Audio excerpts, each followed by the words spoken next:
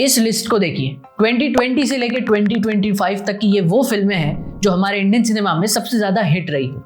इसमें वायलेंस है, थोड़ा सा हिस्टोरिक ड्रामा है, मास मसाला है और हल्की सी टॉक्सिसिटी। लेकिन कभी आपने ये नोटिस किया है कि इन सारी फिल्मों में एक मेजर चीज मिसिंग है और वो है लव। तो क्या हम as an Indian audience love films को देखना ही नहीं चाहते, या फिर कोई एक ऐसा इफेक्ट है जिस वजह से डेलिबरेटली हमारी इंडियन सिनेमा से लव स्टोरीज गायब होती जा रही है? So here are the 5 reasons why love stories are disappearing from Indian cinema. Reason number 1, the snowball effect.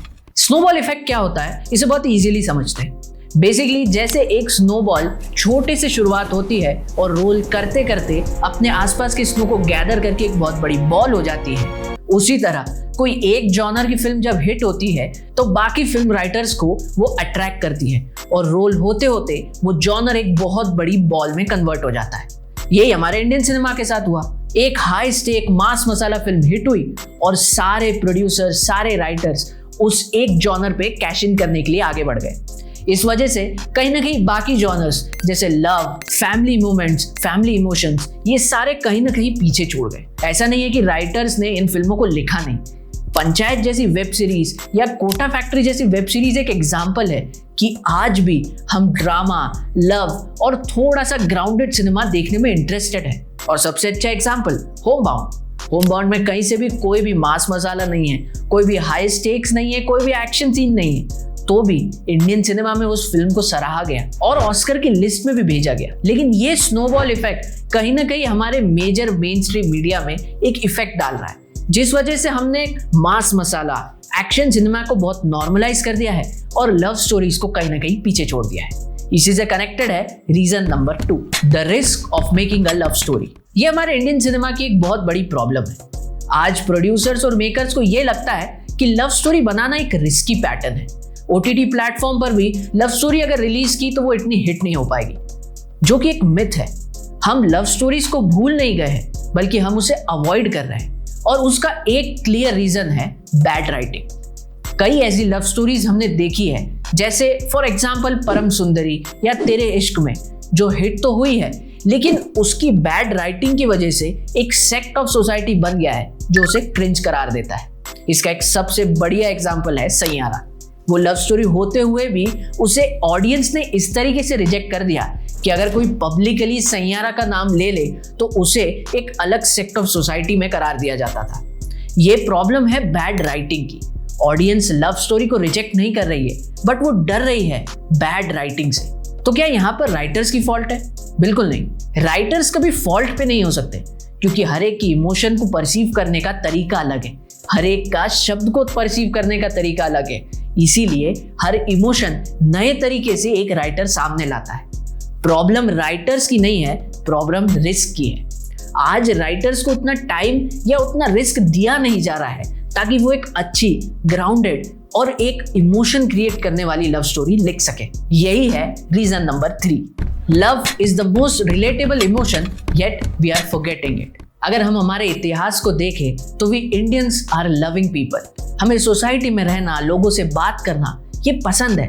हंसना, खेलना, फैमिली फंक्शन अटेंड करना ये हमारी कोर अपब्रिंगिंग में है। इसलिए तो हमारे इंडियन सोसाइटीज में कितने भी रिलीजन्स हो, लेकिन फेस्टिवल पूरे साल चलते रहते हैं। उत्तरायण से लेकर तो ईद तक, क्रिसमस तक हम हर फेस्टिवल को ग्रैंड बनाते हैं। यानी we Indians are the most social human beings. लेकिन फिर भी आज हम इंडियन सिनेमा में इतनी ब्रूटैलिटी और मास मसाला देख रहे हैं और लव स्टोरीज भूलते जा रहे हैं। इसका एक सिंपल सा कारण है वेस्टर्न इन्फ्लुएंस।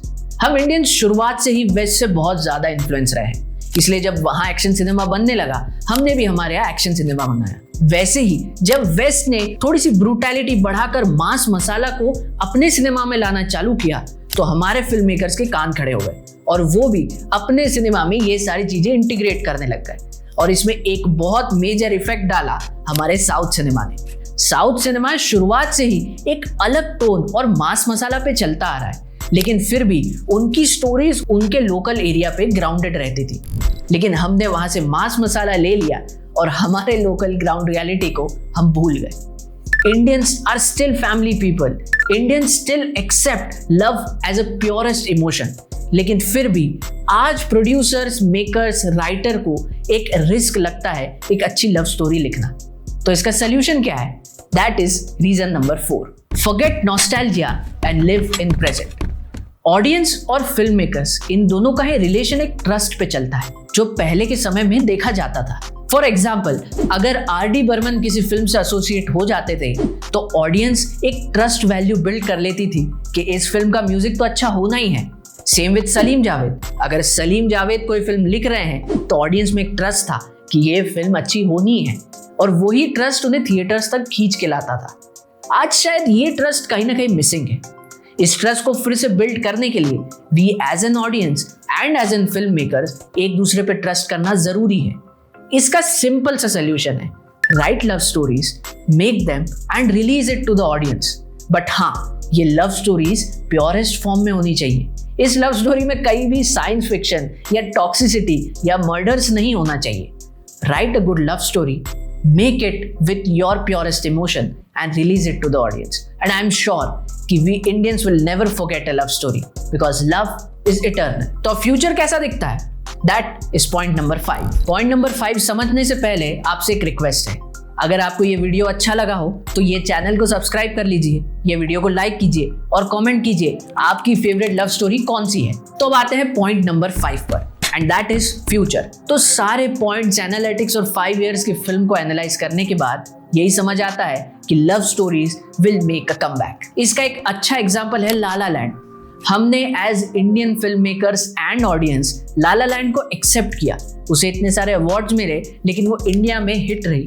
उसके म्यूजिक आज भी यूट्यूब चार्ट्स पर कहीं ना कहीं तो आते ही है इन इंडिया। और इसी के बाद सीतारामम जैसी फिल्म आती है जो हमारे इंडिया में एक बहुत ही अच्छा रिस्पॉन्स पाती है। इसका मतलब Indians are willing to watch a good love story but they are fearing of bad writing.